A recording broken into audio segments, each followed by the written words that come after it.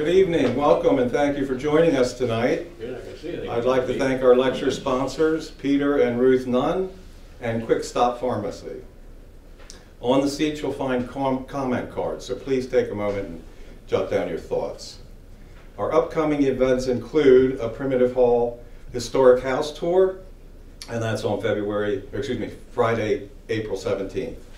And on Saturday, April 25th, Volunteer Day from 10 a.m. to 3 p.m. Tonight's Women History Month topic is Quaker women and women's rights. And our speaker is Christopher Densmore. Chris was the curator of Friends Historical Library, and he writes and speaks largely on 19th century Quakers and reform. Recently, he has been advisor to the Kennett Underground Railroad Center. So please join me in welcoming Chris. Very good. Thank you. A few information bits before we start our actual talk. One of which is I went to the dentist this morning who filled me full of Novocaine. And it's not terribly distressing, but if you see me starting to list over and drool, that's probably what's happening. Secondly, I've got my research associate and photographer here, Laura Densmore, who's part of these expeditions to locate strange Quaker sites throughout the Delaware Valley area. And I'm not going to be talking about Rebecca Lukens, which sort of seems odd considering her importance here. But lots of people know a whole lot more than I do about Rebecca Lukens, and I would only be repeating what somebody else had done. It's good work to do, but it's not my job to do it. Every historical society like this finds unique things in their area.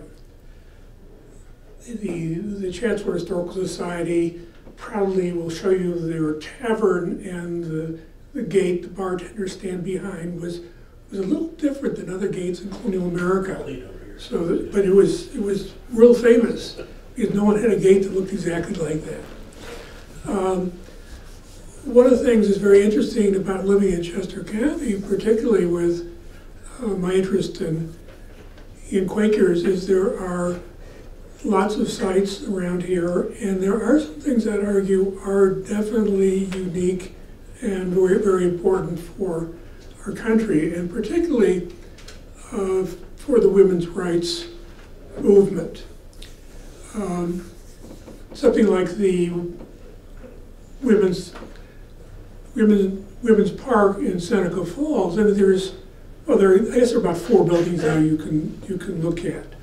But we're stretched all over, eventually tying in with Canada and other points. Okay, and if I'm going over something and it seems I'm not explaining it well enough, or you're just, wait a minute, what did you say? Just raise your hand and jump in, and we'll deal with your questions either right away if we can, or get to them at the end, or I have to plead ignorance to them.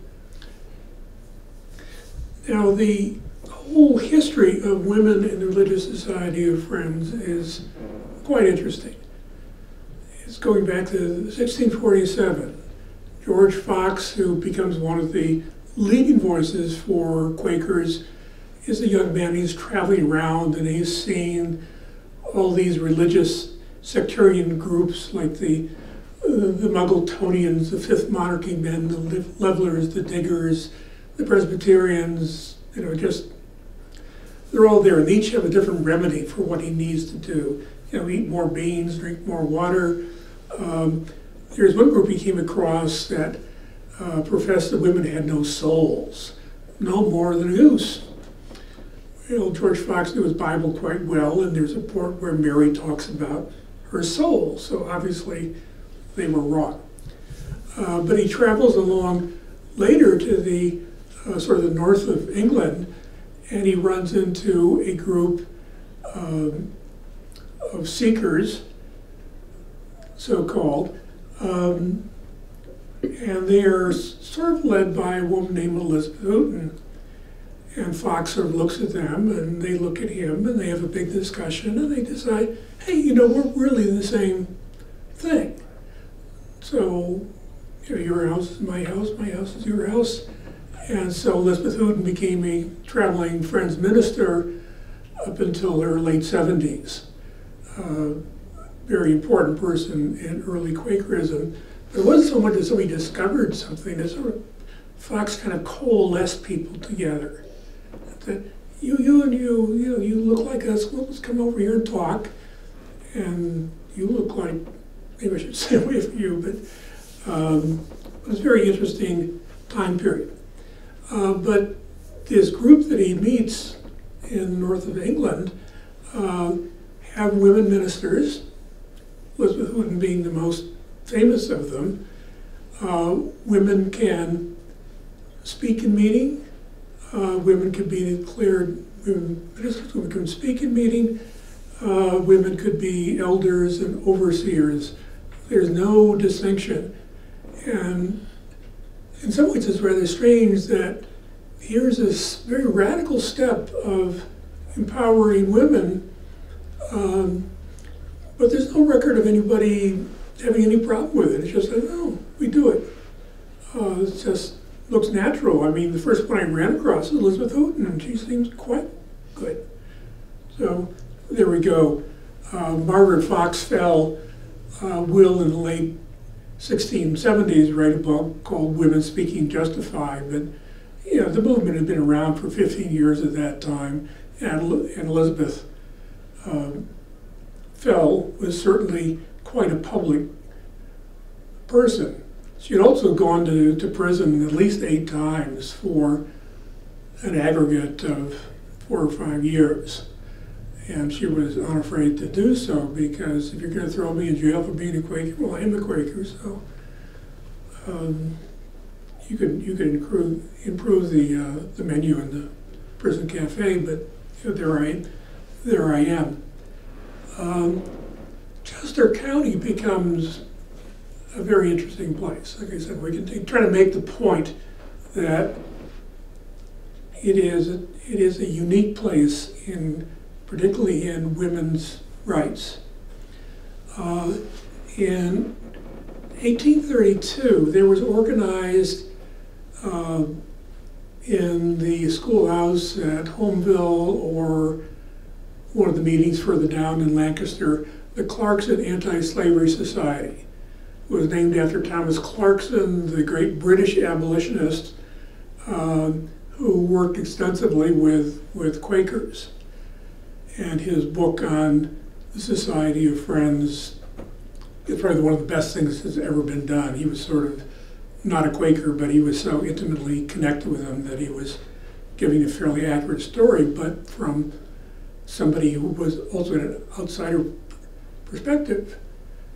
And he said, among other things, that Quaker women are really very desirable as wives because they are serious people. They know how to run meetings, they know how to speak in meetings, they know all these things, and so they're independent. Whereas these other women, if they're rich enough, were trained to do embroidery and speak French, which doesn't leave you much room for taking care of the household. Anyway, so the Clarkson Society is established, and this doesn't meet in one particular place, but it rotates around southern Chester County and a little bit of Lancaster County on the borders. It's in Homeville. It may have been organized at the Homeville school. The meeting house wasn't built at that time. They're at West Grove, where one of their strong leaders is Anne Preston, who will later become one of the very first, I'm talking like the first 3 or 4 women to earn a degree in medicine in the United States. And she will go on to help found the hospital, the Women's Hospital in Philadelphia. And she becomes I think, their first faculty member, but certainly becomes their first dean. So here we've got somebody that, she's got the anti-slavery stuff. She also writes books for children with anti-slavery themes, and they're not half bad, even if they're sort of didactic. How the little boy had a pet squirrel and then realized the squirrel really doesn't want to be in a cage, the squirrel wants to be released, which is, of course, slavery. People don't want to be put into cages. So we have Anne Preston is somebody, she flips over to medicine. She's a relative of the Fussels that some of you might know. And let's see, the interesting thing about the Clarkson Society, and this is 1832. This is 16, 18 years before the Seneca Falls Convention in 1848. The Clarkson Slavery Society, as they organize, say that the membership is open to all without distinction of sex or color. And you'll see in the Longwood Cemetery, near Longwood Gardens, there are stones marked with people noting their abolitionist activities, and there are people that fought in U.S. colored troops or otherwise were important. It's the only cemetery I know where there's a woman on the monument to the Civil War soldiers. You know, all these guys that fought in the 111th Pennsylvania and this and that, and this guy, and not this guy, this woman, she's on the stone. You know, there's a great story for that. So anyway, the Clarkson Society sort of circulates around the area. One of their founders, whose name is going to escape me at the moment, from Salisbury, goes into Philadelphia, and there are people from all over the country having a meeting to form the American Anti-Slavery Society, the big one.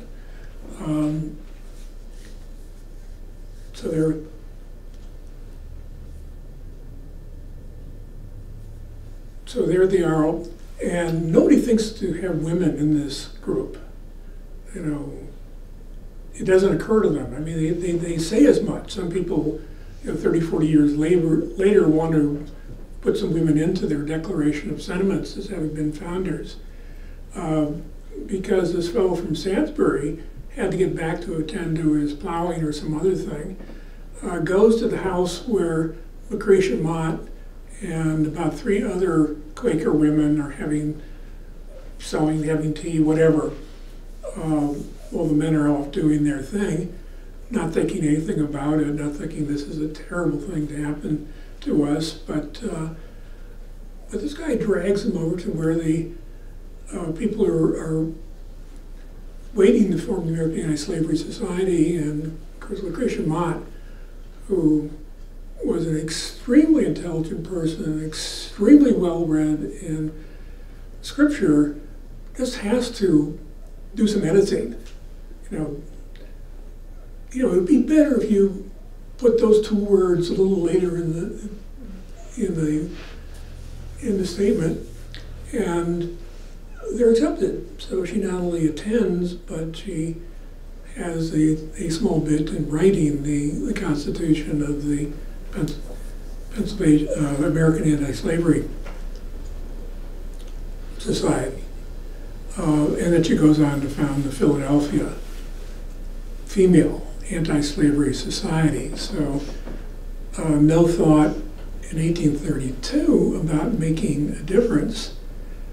But then we have the Clarkson back there, a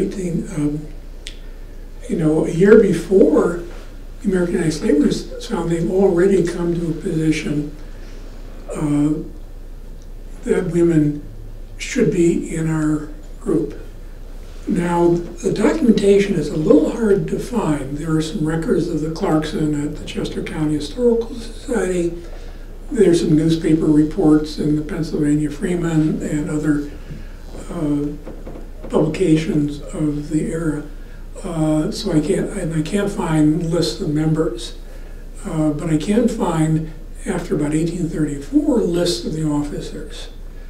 And it starts off sort of slowly with women on the board of managers of the Clarkson, and then women as officers of the Clarkson, until it really is a bi-gendered organization. And if you think of the way the world of 1832 looks, where else are men and women sitting together deliberating with apparently equal access to discussions on what we should do and carrying them out? As a matter of fact, the Clarkson Society and some of the other Chester County societies that are building at this time can break apart like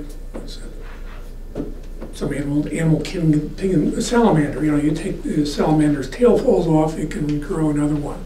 Well, the Clarkson Society says, you know, we need an address, just a general address on anti-slavery. But we also need one on addressing the women of Chester County.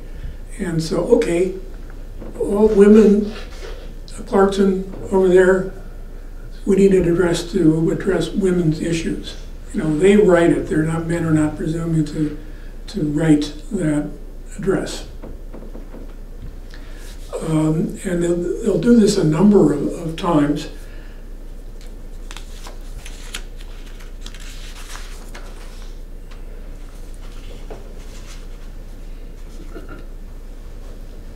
When the Pennsylvania Anti-Slavery Society was formed in 1837, all of the delegates and all the officers at the organizational meeting were men.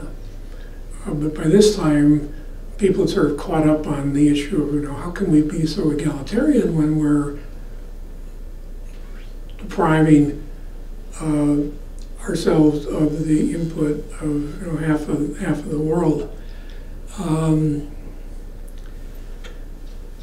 And so you start getting data. The report of the first annual meeting of the East Fallowfield Anti-Slavery Society, held October 1st, 1836, made a point of mentioning this society is composed of both sexes who appear to be equally anxious to promote the cause of emancipation.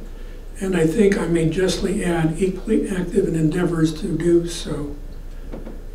In the report of the next meeting on March 1837, the following resolutions were offered, the first three by ladies, and particularly noted the participation of females in the discussion at the meeting. So here's a little corner of the world. This is not happening elsewhere in the Mid-Atlantic. It's not happening in New England. It will only, but New England still has this tradition. Oh, we've got the male society and the female society. The female society should be auxiliaries.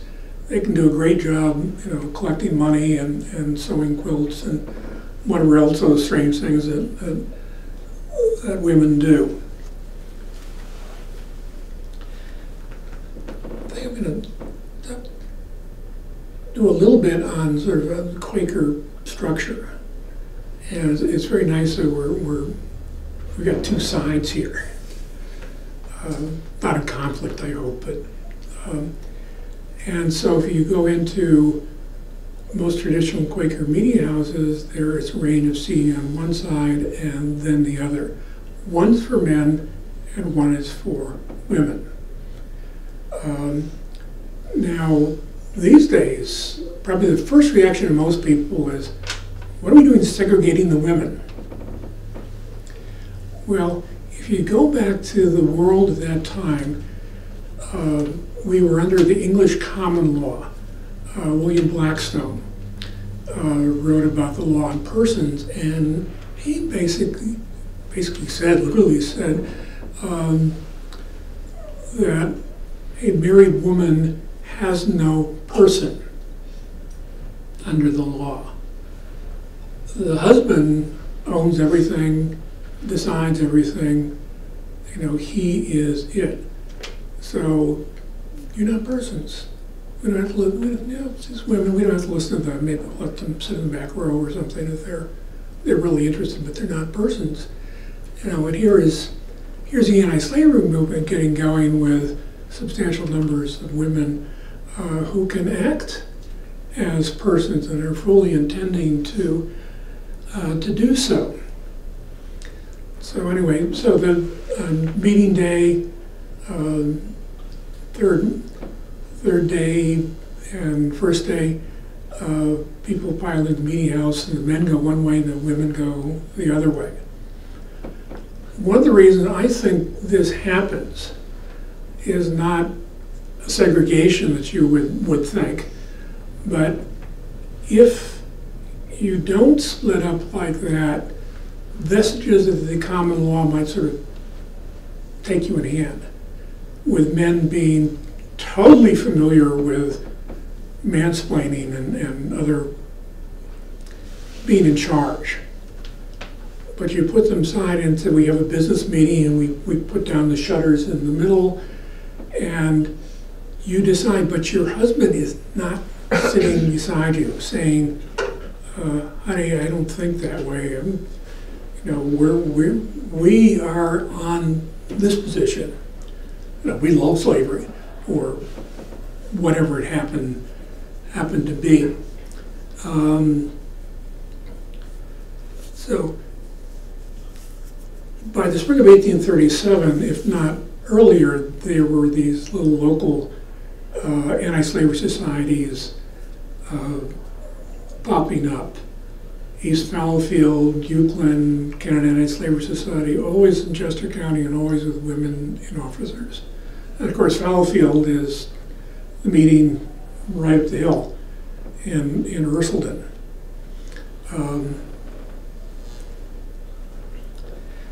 The Clarkson made a call for the creation of a Chester County Anti-Slavery Society when the call for the founding convention was issued. Women had the names appended to the call by the Clarkson and East Fallowfield associations, and a separate address to the female citizens of Chester County and parts adjacent. The treasurer and secretary elected the opening convention in the Chester County, of the Chester County Anti-Slavery Society at Coatesville, the 22nd and 23rd of 5th month, 1837. Initially, all the officers were men, but of the board of managers, there are 12 people, you know, 6 men, 6 women. So they've got a chance for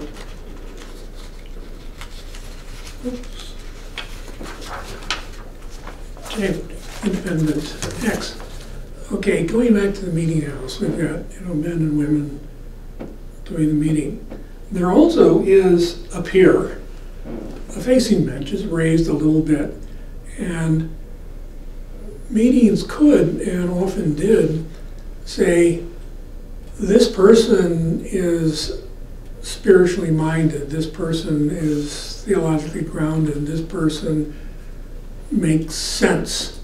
And so our monthly meeting is going to say, you are now a minister.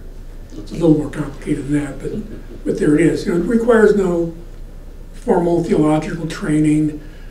It requires no education. But there, the other thing that was appointed were elders. And elders were there to check the religiosity of the local meeting and see what people were doing. So, say some minister bought a Ouija board and was playing it, and some people might scratch their head and say, what, Ouija boards? Do we really like Ouija boards? And they would make a decision on that way. And again, this was approved by the monthly meeting. If you look at the records around here, that there were a lot of ministers and elders, and as a fact that by the mid-19th century, women were more numerous on these facing benches than the women, than the men. That's when you looked up, maybe because they outlived some of the other men, I don't know, but here we are.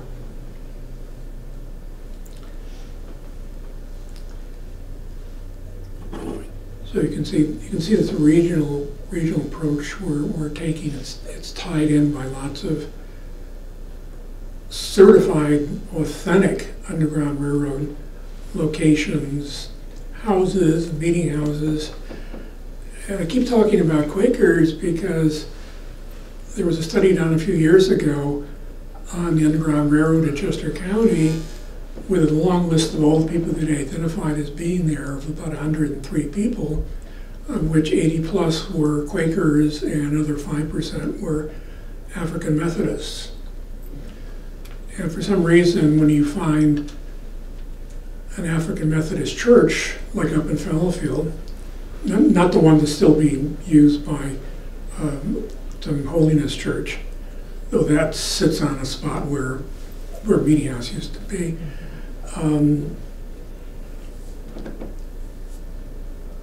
Let's see, where's my train of thought? Anyway.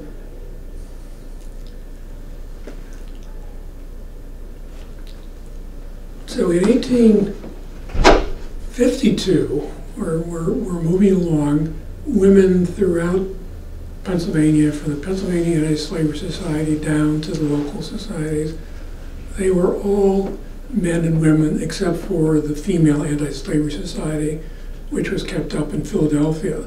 But their membership crossed over the lines. Quaker's really good about doing networks. And so Chester County, which most of the Underground Railroad activity is in the southern part of the county, but they're pretty much all Quakers or Black Methodists. I was asked to talk at a Presbyterian church a little while ago. Very nice people, and I talked on that's pretty much where Harriet Tubman would have crossed on Route 52, the boundary to get into Maryland, a relatively free state. And to be nice, we find a Presbyterian. I looked, couldn't find them. But with a lot of research, local research, there really isn't a last word. I may not have found it because I didn't find it, not because it wasn't there. I really can't claim it's there if I can't prove it's there, but may find out all kinds of things. And information is sprouting up all over the place. And, okay. Another organization, the Third Anti-Slavery Convention of American Women, held in 1839. 19 of the 102 delegates represented Chester County. And the list of organizations contributing to the support of the convention includes the Clarkson, Kennett, Kimberton, and Euclid Anti-Slavery Society. None of the other societies, anti-slavery societies, are qualified. No, the societies were qualified by the word female. Lucretia Mott edited the list of delegates from Philadelphia. And then so now we get into June of 1852, where there is the first Pennsylvania women's rights organization is founded, and they hold a convention in Westchester. It's the same building that the Historical Society is in now. It used to be, originally was the Horticultural Hall. It was the GAR Hall until the Grand Army Republic, until the old veterans of the Civil War died away. So it's right here. It just you can walk by it. You can walk by it every day. And so But this is really the beginning of seeing widespread egalitarianism.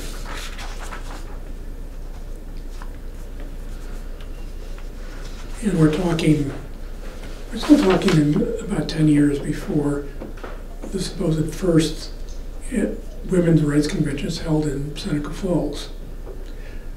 It depends how you count them.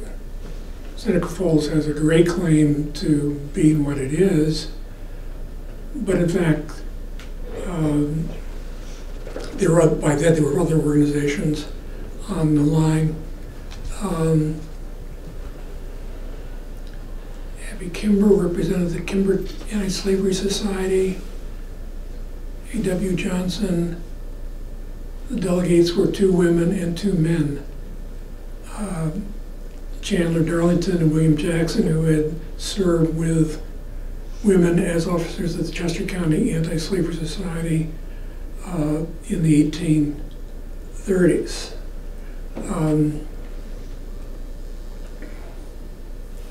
So one of the interesting things here is we're talking about how do we get along? Can't we just get along, folks? And the call for a Chester County, they called for the Women's Rights Conference in downtown Westchester, was signed. About 2/3 of them were women and about 1/3 were men. So when you think of somebody like Lucretia Mott, when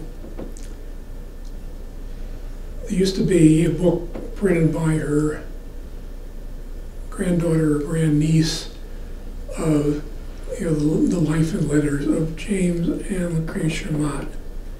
We just published recently a new book on Lucretia Mott, the speeches and sermons.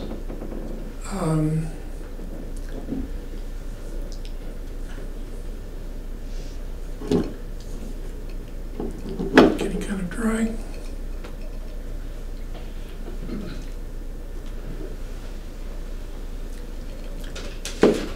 But the Quakers had a sort of a tradition of sending people out 2 by 2. It's like could I do a Mormon joke? No, okay, see me later. It's about why do you bring one of something to your beer drinking fishing expedition. You need 2, because otherwise the one would drink all the beer, because anyway.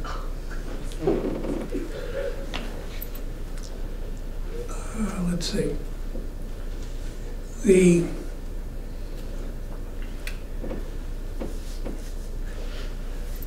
The Quakers were anti-slavery, and had been since there's a declaration in 1753 that categorically says slavery is wrong in every circumstance. There is nothing about it that's redeemable, and Quakers should not own slaves. And then it took them to the 1770s when they really started laying down the law, and people who wouldn't listen to people were eventually tossed out. The price of having a group that is solid on one issue means that sometimes you exclude the people that aren't solid on that issue. And that can be very troublesome in how people use and gain power. One of the big issues, should paid lecturers from the Anti-Slavery Society be permitted to use Quaker meeting houses to give lectures? These people have come with a prepared lecture. We don't speak from prepared notes in Quaker meetings. They're certified by us as spiritually aware, or they're people that we know. So what are they doing? He's being paid. Quakers are, paying for doing religious work? No.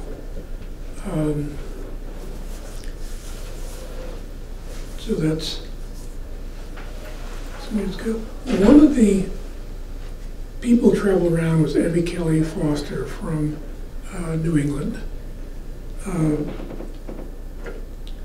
She was quite radical, and goes up to Fallowfield. And Fallowfield actually was a hotbed of Quaker reform activities. There was a couple different Underground Railroad lines running right through Fallowfield. And so she's going around being quite the rebellious person. She even left the Society of Friends because they weren't radical enough. And January 1845, she hits the Fallowfield Meeting House. There are some people there in the area that don't particularly like the idea of these people. And so January is probably snowy. Well, not to judge by this year, but it's probably snowy, it's cold, whatever. And some of them run up the chimney and they put stones on the chimney tops so the smoke won't get out. Somebody goes into the meeting house and throws sulfur into the iron stove. Creates a horrible stink. So here's this Quaker meeting house with people bailing out the windows to get away from this stuff. I certainly would have bailed. And then the meeting gets interested in, we should look again about whether we really want to open our meeting houses to things like this. And they actually took a vote at the preparative meeting, and the majority was for keeping the house open. We believe in anti-slavery. The other side was, well, we're anti-slavery too, but we just don't like this. And what Abby Kelly Foster was talking about there was the last election. And basically she was pointing fingers. You voted the Whig ticket. Your hands are covered in blood. Small babies are working 48 hours a day and you did that because you voted the Whig ticket. Now the Whig was actually the more liberal ticket. You voted the Democratic ticket back at that time. These party names changed totally, so you really can't say that they mean the same thing today as they did at that time.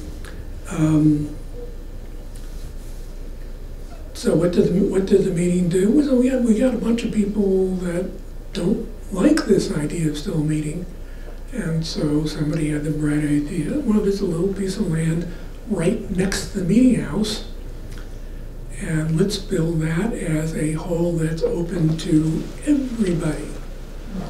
And inside the meeting house was a painted banner, and it said, "Let truth and error grapple." People's Hall is still there.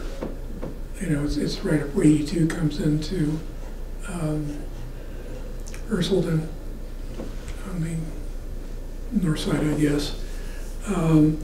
But you can imagine if somebody walked into this as a meeting and started condemning people.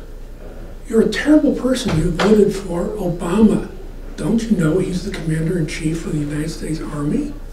We are peaceful people. Why do we want that?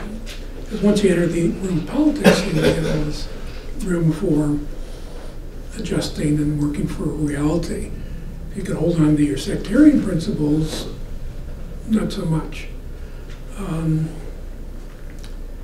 Anyway, so the People's Hall is still there. It's open for lectures and things.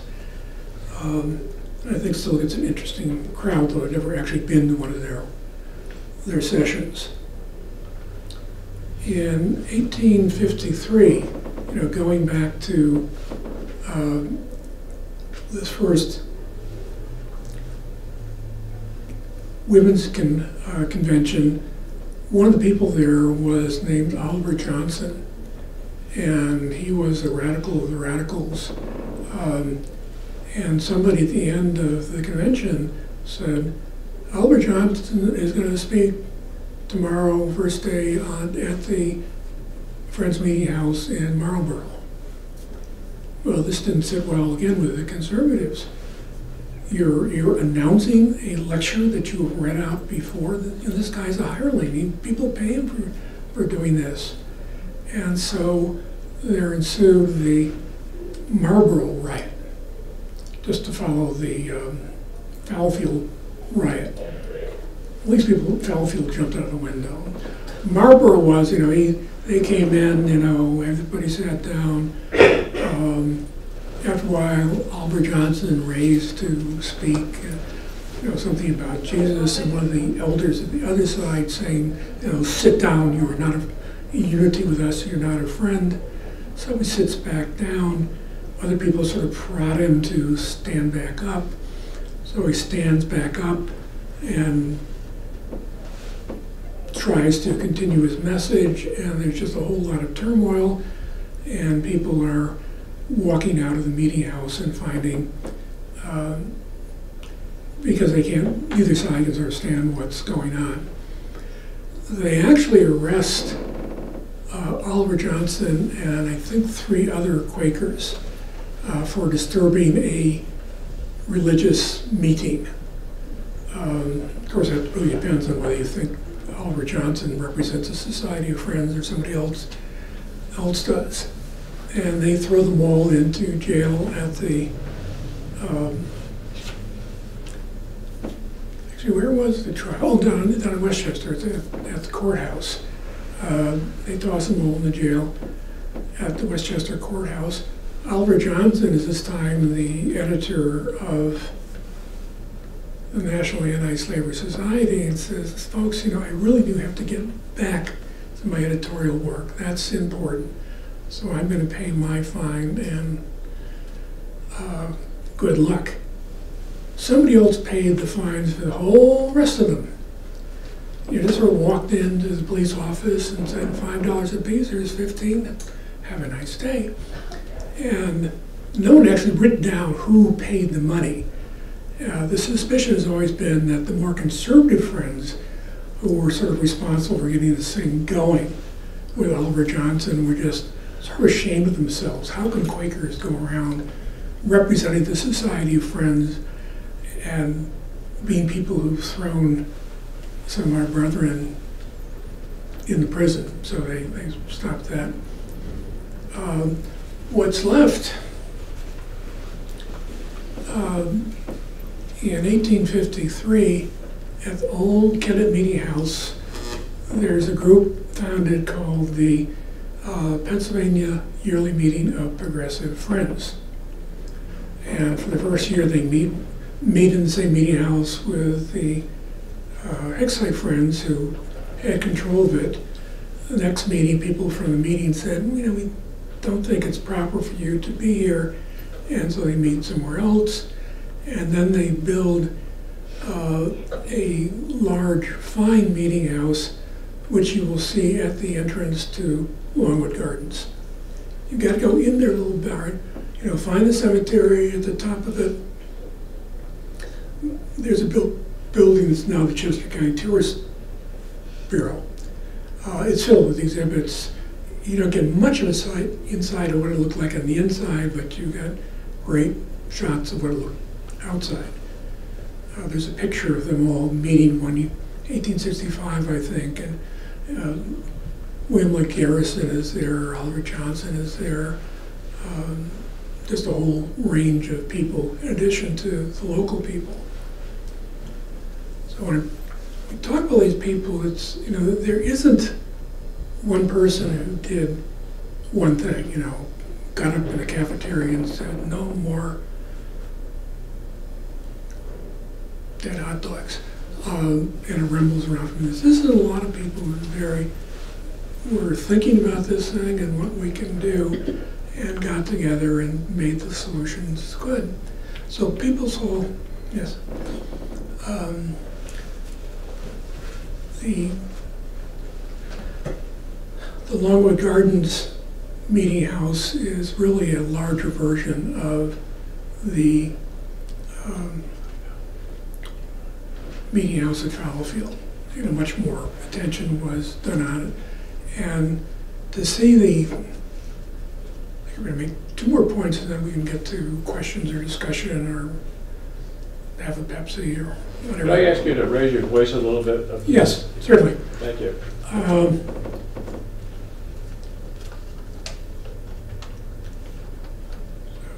Get back then. So we have the meeting of Progressive Friends, and they just open their door to anybody who's sort of has the intention of being good. And they would talk about Indian affairs, African American affairs, alcohol, cigarettes, land, Reconstruction of the South, all these kind of things. They just had a never-ending supply of people who spoke. Probably some of them should have been taken off to the loony bin, but you get any large crowd, there'll be people like that. And so they met year after year until 1940, when they had their last meeting, music provided by the African American School in Thornbury. The furniture went all over the place, and you'll still see on porches sometimes one of the old benches, and so that's there.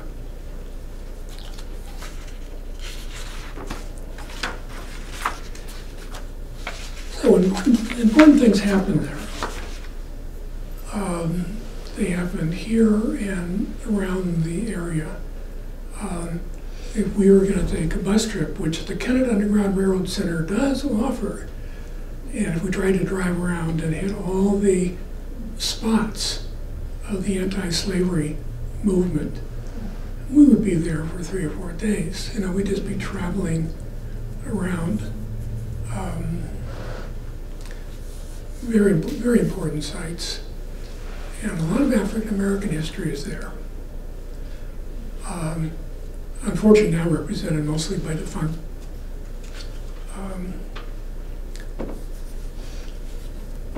burial grounds. You go to the Andy Wyeth Museum, and sometimes they have them display paintings that Andy did in his childhood, showing some of his buddies from what was then known as Little Africa, an African Union church. It's all here. It's all right under our feet. And if you want to do more research, there's plenty of microfilm to play with. Okay, thank you. Do we have any questions? Down here in Callan, the little Callan meeting house. The little one. Yeah, and right across the way was the Edge family. Okay. They were Quakers, and they were from the early days. So I'm just wondering if you have any history for that area of. I don't on that particular question, but I'll make a note. One of the other people that lived up there at Callan, African American guy, went with John Brown to raid Harper's Ferry, and he was one of only 2 or 3 that actually got alive out of Harper's Ferry. But he was actually either spent his childhood or was actually born in Callan. You go behind the big meeting house, there are the stones for the U.S. colored troops. Not a very Quakerly thing to join the Army, but it did get rid of slavery. Other questions? Oh, last public service announcement. A lot of people are trying to track down the traces of the Underground Railroad, and one of the places they're looking is at ironworks in northern Chester, northern and southern Chester, well, actually all over Chester County. Because the pattern seems to be that they oftentimes had a significant African American workforce working in the mills, and some of them would some days, after being tutored to learn how to read and write, just disappear. And the iron masters basically, tell me no secrets and I'll tell you no lies. I'm sure if the slave catchers came there and said, I'm looking for Sam, he's this tall. And they said, no, can't recollect him. We got to see him here, but he's 4'11", just. But there it was. Some of the system operated on the lake boats in Lake Erie and Lake Ontario. The crew below decks, the ones that threw the wood into the steam engines, captains often did not inquire where they came from, but they simply traveled on and got off at one of the Canadian African American communities in what's now Ontario. Mm-hmm. I confused everybody? Yes, very much. So, it's fun. Research is fun. Keep finding things we didn't know. Laurier, anybody know where the Encore shop is in Chester County? Mm-hmm. It's on Route 1. 52. What was the Encore shop? Chris at one point was writing for the Kennett paper about various Quaker people and abolitionist sites in the area. And the Encore shop was actually owned by a woman who, her name was, what was her name? Susanna Townsend Harvey, and then she ended up marrying a guy whose last name was, I can't remember his last name, but the significant thing about him was that he was 11 years younger than she was, which was somewhat scandalous back then. But she opened up she actually had the building built and paid the taxes on it, and it was a free produce store. So it sold no goods that were made by slave labor. So instead of selling sugar, they would sell maple sugar. And instead of selling cotton, they would sell different kinds of fabrics. And she was quite something. She and her husband ended up going to California during the gold rush. And then they came back and lived in Vineland, New Jersey. And in, which election was it? 1868. The women in Vineland, New Jersey, along with this woman, Susanna, marched into the polling place, put down their own table, and they all voted. And of course their votes were not counted because they couldn't vote at that point. It was their civil disobedience. But she eventually moved back to Kennett and died. But one of the things that I was thinking about when Chris was talking is that when you see the Quaker meeting houses, you often see a smaller building near them. And that smaller building was a school. Quakers educated both their boys and their girls together to read and write and to do math before there's any public education in Pennsylvania, certainly before there's any compulsory education in Pennsylvania. And so what happens is that you end up with all of these women who can read newspapers and can write. And they're the only educated women, because the only other educated women would have been the gentry, and they're just taught to speak French and do embroidery. And this brings it back to Rebecca Lukens, because Rebecca Lukens was able to take over the ironworks because she was probably doing the ordering, keeping the books, doing the payroll. She was doing all of those things while her husband was running it. I mean, they were running that jointly. And when he died, she knew how to order, she knew how to do the payroll, she knew all of this kind of stuff. And there are no other women in the country that are educated to that extent.